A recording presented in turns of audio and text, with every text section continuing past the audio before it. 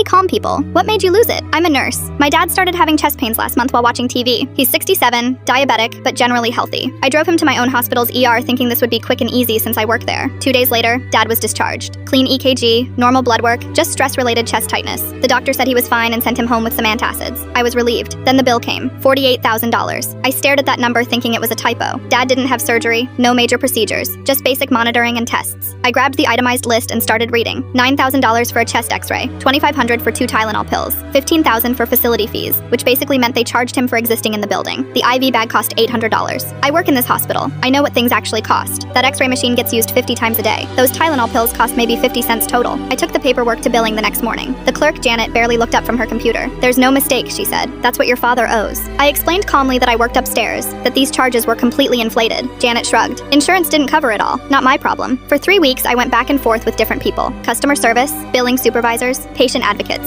Everyone gave me the same runaround. The system generated these charges. We don't set the prices. Your father should have read his insurance policy better. My dad was losing sleep over this bill. He kept saying he'd figure out a way to pay it, maybe sell his truck or take out a loan. This man raised 4 kids, worked construction for 40 years, and now some computer system was trying to bankrupt him for having chest pain. Then I met with Dennis, the billing manager. This guy wore a $1,500 suit and had the personality of a wet napkin. He looked at my paperwork for about 2 seconds before pushing it back across his desk. Look, if your father can't afford proper insurance, maybe he should have thought about that before getting sick. We're not a charity. Something inside me just snapped. I stood up so fast my chair hit the wall. Are you kidding me right now? My voice was getting loud, but I didn't care. This is my father, and this is theft. Dennis tried to interrupt me, but I was just getting started. I pulled out my phone and showed him screenshots I'd taken of Medicare reimbursement rates for every single item on Dad's bill. You charged $9,000 for a chest x-ray? Medicare pays $120 for the same thing. You charged $2,500 for Tylenol? I can buy a whole bottle for $8 at CVS. I was practically shouting now. Other staff started peeking into his office. Dennis's face was turning red. Ma'am, you need to calm down. Calm down? You want me to calm down while you rob my family? I spread the papers across his desk. I made a spreadsheet comparing your charges to every other hospital in the state. You're charging 3 to 10 times more than anyone else. Dennis stood up, probably trying to intimidate me. Big mistake. I've dealt with drunk patients twice his size. If this bill isn't fixed by tomorrow morning, I'm taking this to the state medical board, the attorney general, and every news station in town. I work here, so I know exactly who to call. I was shaking with anger. And Dennis, I'm posting this on every social media platform I can find. Let's see how you explain charging a diabetic construction worker $50,000 for 2 days of basic monitoring. The next morning, Janet called me before I even got to work. Your father's bill has been adjusted, she said quietly. The new total is $4,300. Just like that, $48,000 became $4,300 with one phone call. I never lost it like that before in my life.